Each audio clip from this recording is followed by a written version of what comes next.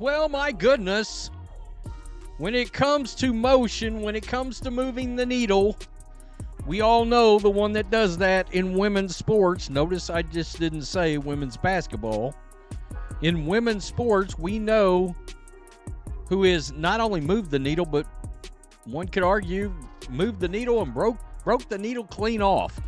And that is Caitlin Clark. Who's your favorite women's basketball player? Caitlin Clark. Really? Yeah. You don't like Paige Bueckers? No, she's okay. I didn't see her playing in the women's NBA, so. She just got drafted. #1. Dallas. So basically, we know Natalie Esquire, a serial hater when it comes to the Caitlin Clark fan base. She's pretty much a driving force behind a lot of the drama that take place in the media. Is the story you're being told about women's basketball really the whole story? We see the highlights, the headlines, the surging popularity, largely driven by one explosive talent, but beneath the surface, a different kind of game is being played, one involving narratives, gatekeepers, and a desperate attempt to control the conversation. Forget the PR spin. Let's talk about what's really happening. Let's get to Luka Doncic, all right? Who, of course, plays for the Lakers now after having been traded from the Dallas Mavericks. And my goodness, he was asked about his favorite women's basketball player. This is hilarious. The arrival of Caitlin Clark wasn't just a ripple in women's basketball, it was a seismic event. We're talking about a player who didn't just break records, she obliterated them. Attendance didn't just rise, arenas sold out across the country, forcing teams into larger venues just to meet the demand. Her jersey didn't just sell well, it reportedly outsold the entire rest of the league combined shortly after launch. Viewership numbers soared to heights never before seen for the WNBA. This wasn't just star power, it was a phenomenon, a one-woman engine driving the sport into uncharted territory. The numbers don't lie. Clark fundamentally changed the economic and cultural landscape of the league overnight. Hilarious. Who's your favorite women's basketball player? Caitlin Clark. You don't like Paige Bueckers? Quote, shrugs. She's okay. Haven't seen her play in the WNBA, so okay. I mean, he's not wrong. He's not wrong. Petty as F. It is, and it's great. But even with evidence this overwhelming, a strange resistance began to brew, suggesting maybe, just maybe, this incredible impact wasn't the only story worth telling. And then Luka Doncic stepped up to the microphone, asked a simple question. His favorite women's basketball player, the NBA superstar, didn't hesitate. Caitlin Clark, he stated, plain and simple. When the reporter tried to pivot, mentioning Paige Bueckers, Luka delivered a moment of brutal honesty that went viral. A shrug, a casual glance, and the now infamous line, "She's okay." He hadn't even seen her play in the WNBA yet, he admitted, because, well, she hadn't. It wasn't malicious, it was just blunt. In that unscripted moment, Luka cut through months of carefully crafted media narratives with the nonchalance of someone stating the obvious. He saw the proven force, not the hyped potential. And of course, the collateral part of that is he used to play in Dallas, which is where Paige Bueckers plays now. And by the way, last I checked, her rookie game, debut game, still was not sold out as of yet, which tells you the impact or lack thereof. I mean, let's just be real. Luka's take wasn't just a funny soundbite, it was a lightning rod, illuminating the gap between reality and the story some outlets were desperately trying to sell. That story was the creation of an instant rivalry, a narrative machine working overtime to position Paige Bueckers, a college standout yet to play a single WNBA minute, as Caitlin Clark's immediate equal or challenger.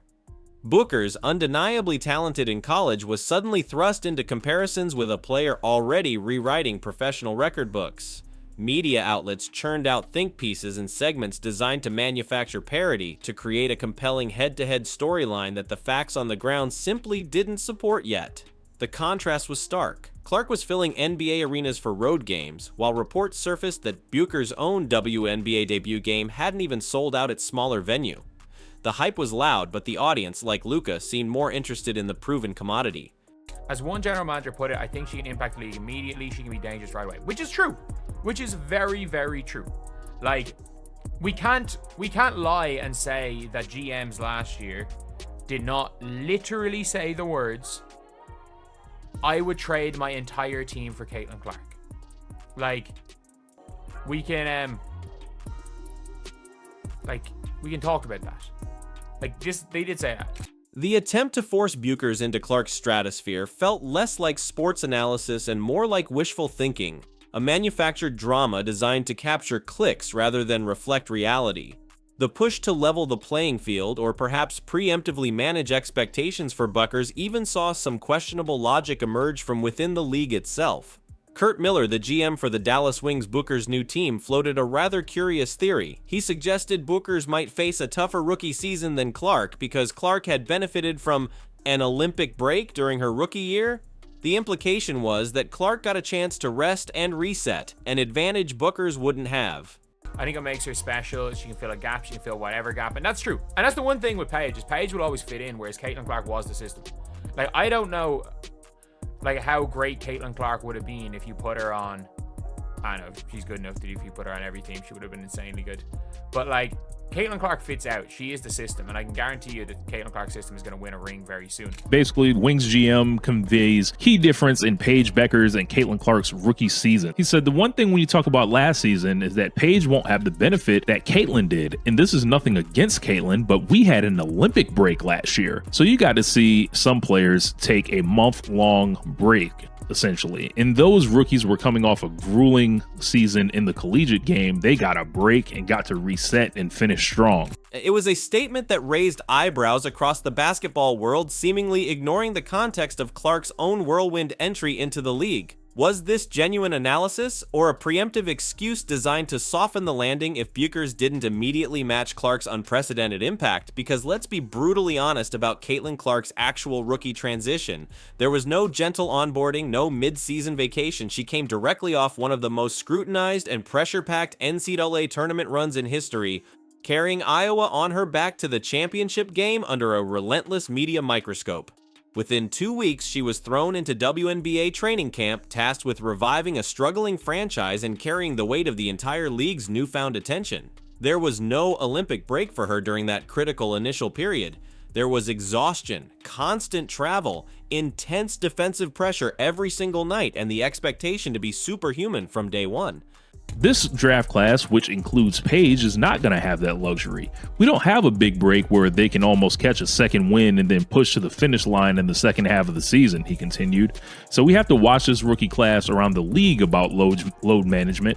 It's not just our rookies. We're all going to be tuned in to load management, especially these rookies that played long into their collegiate season.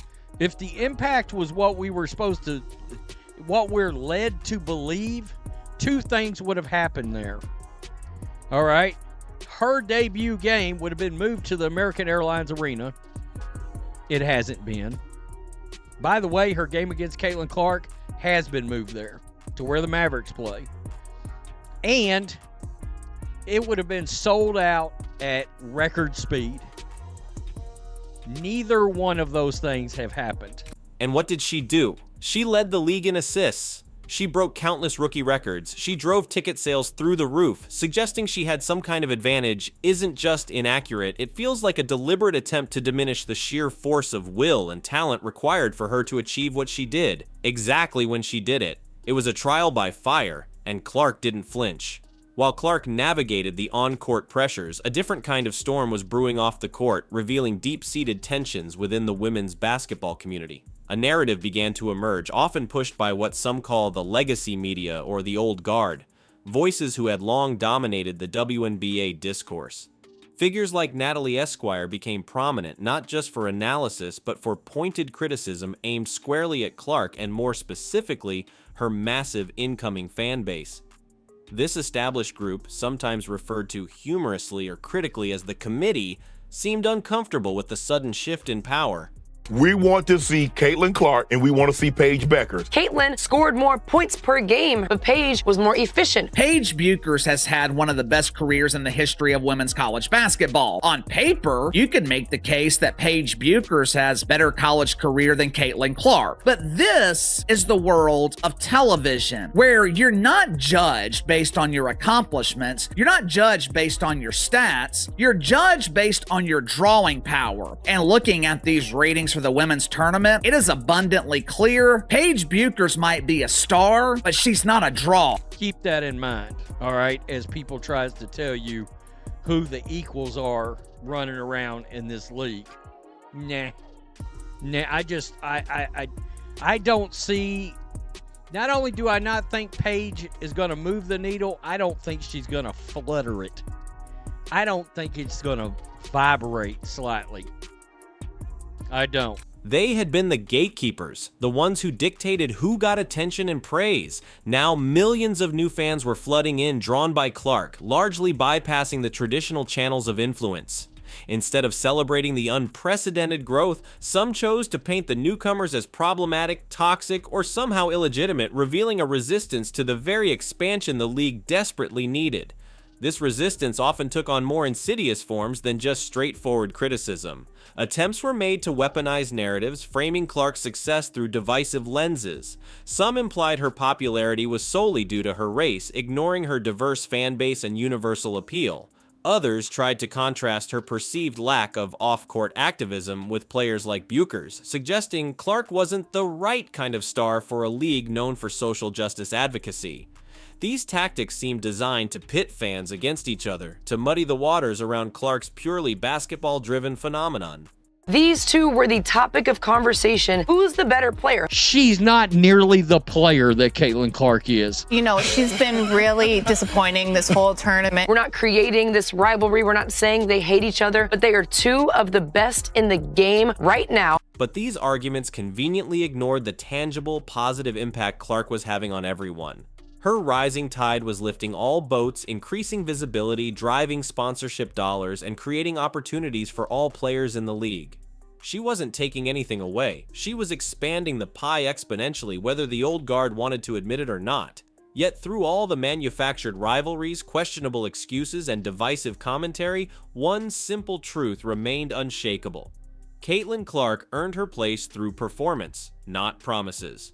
While Paige Bueckers entered the league with a strong college resume and considerable potential, her professional story was entirely unwritten. The WNBA is notoriously tough, a league where college accolades guarantee nothing. Clark had already proven she could not only survive but dominate at the highest level under the brightest lights, carrying the heaviest expectations. Bueckers still had everything to prove. You have other people like Sabria Whitaker. You have so many people out there, and people like this, the committee, which is, you know, a group of really, really strong women's basketball fans on Twitter. They have influence. Dawn Staley flew 2 members of the committee to South Carolina's opening game in Paris, okay? The pushback against Clark wasn't just confined to online discourse or manufactured rivalries, it manifested in how her game itself was discussed and dissected. Early on, critics zeroed in on her defensive efforts, sometimes exaggerating lapses while ignoring the offensive burden she carried. There was intense focus on the physicality she faced, with debates raging about whether opponents were intentionally targeting her with overly aggressive play. Some veteran players and commentators seemed to imply, subtly or overtly, that Clark hadn't paid her dues and that the immense spotlight she commanded was somehow unearned or premature compared to established stars. It felt less like objective analysis and more like a form of gatekeeping, a resistance to accepting that a rookie could command such unprecedented attention and fundamentally alter the league's hierarchy almost instantly. So they're calling old guard WNBA fans the committee. These are the same people that is pushing race narratives. These are the same people that is bashing Caitlin Clark. These are the people she's talking about. But the criticisms often bled into coded language and double standards, revealing underlying tensions. Through it all, however, Clark herself remained remarkably composed, navigating the eye of the storm with a focus that belied her rookie status. Faced with intense media scrutiny after every game, win or lose, she consistently deflected questions aimed at stoking controversy. Hard fouls, part of the game. Tough losses, learning experiences, criticism from veterans, focused on her team. Her public persona was one of unwavering professionalism, letting her performance, her work ethic, and her assists do the talking. This resilience, this refusal to engage with the swirling drama, stood in stark contrast to the often heated and polarized discussions happening about her online and in some media segments. She seemed determined to stay above the fray, concentrating solely on the job she was hired to do: play basketball at an elite level. The hate in Natalie Esquire heart is so strong, LOL. She said this in 4 different ways for absolutely no reason. NBC, at Indiana Fever, we don't want her covering America's team. Natalie Esquire said only one is super problematic, emo, in my experience, and based on listening to what has been said and reported on all year, it's a common theme. I only get harassed to endure racism, receive threatening emails, DMs from one fan base, so yes, it's one. While Clark kept her focus locked on the court, the shockwaves of her arrival continued to reshape the league's entire landscape in tangible ways. Suddenly, long-standing issues that players had advocated for years about were gaining traction, fueled by the new eyeballs and revenue Clark attracted.